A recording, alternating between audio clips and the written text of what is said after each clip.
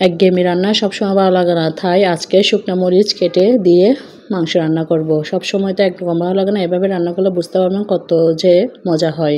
প্রথমে আস্ত শুকনো মরিচ নিয়ে কেটে দিয়েছি 10-15টার মতো।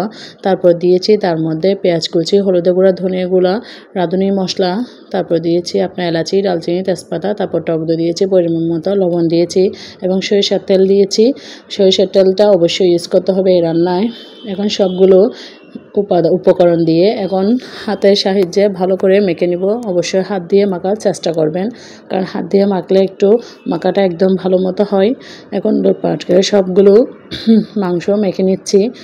মেখে নিয়ে এটা আপনার হাতে যদি সময় থাকে 1-2 ঘন্টা ম্যারিনেট করে রেস্টে রাখবেন, আর যদি সময় না থাকে অন্তত 30 মিনিট রেস্টে রাখবেন, তাহলে দেখবেন মাংসের স্বাদটা কিন্তু অনেক গুণে বেড়ে গেছে। এই তো আমার প্রায় মাখা শেষ। এবার চুলা বসিয়ে দিব। প্রথমে আপনার 20 মিনিটের মতো আমি হাই হিটে রান্না করে নিব। এরপরও হচ্ছে আপনার একটু সময় নিয়ে রান্না করব মিডিয়াম হিটে।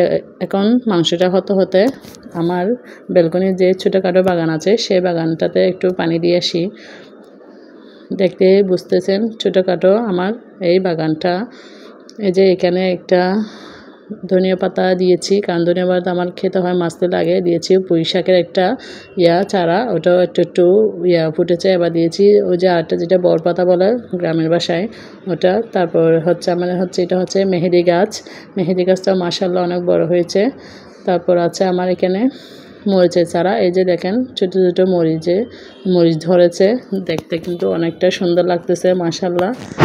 এরপর দিয়েছি খুব অল্প জায়গার মধ্যে অ্যালোভেরা দিয়েছি একটা টবে, ওখানে পাশে কয়েকটা আবার পুদিনা পাতাও দিয়েছি, যাতে মাঝে মধ্যে একটু চনা বুট ঝালমুড়ি হলে খেতে পারি, কারণ সব সময় তো রমজান ছাড়া সব সময় তো বাসায় এগুলো থাকে না। এরপর পাশে আরেকটা টবে দিয়েছি আপনার পোলাও পাতা কিন্তু আপনারা যারা আমার ভিডিও দেখেন তারা অবশ্যই জানেন আমি সব রান্নায় ইউজ করি। আমার পোলাও পাতাটা খেতে কিন্তু দারুণ ভালো লাগে। এর জন্য এই তো আমার ছোটোখাটো এই বাগানটা আপনাদের কার কেমন লেগেছে অবশ্যই জানাবেন। এটা আমার শখের বসে করা ব্যালকনিতে ছোট্ট একটা কর্নারে আমার এই ছোট্ট বাগানটা।